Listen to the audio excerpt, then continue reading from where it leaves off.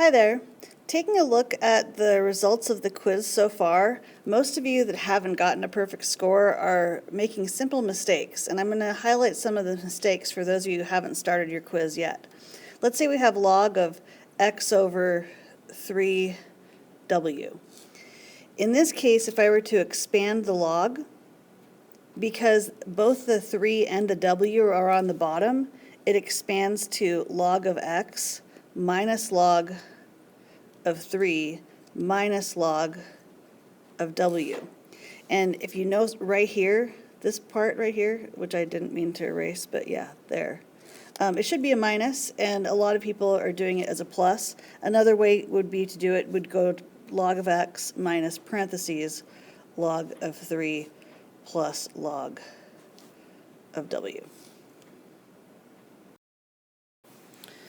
Another common mistake that students have been making is when you have, let's say, log base 2 of 3x, and you're doing a multiple choice test, which I know we haven't done a lot of multiple choice tests, but if one of the options says log of 3 plus log of x, this option has to be wrong because it's the common log, not log base 2.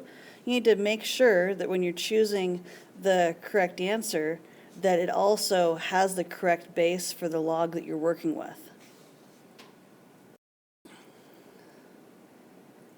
Another mistake students are making is not knowing their functions. Like this function is for continuously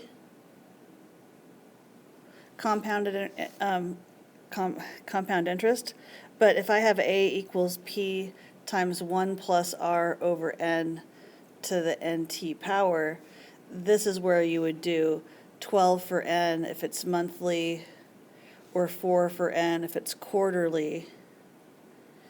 And a third thing is when you have a problem that involves doubling or tripling, let's say I wanted to triple my money, it doesn't really matter how much money you have, because if you started off with $1,000, let's say it was times e to the 0.07t, and I tripled it, it would be $3,000.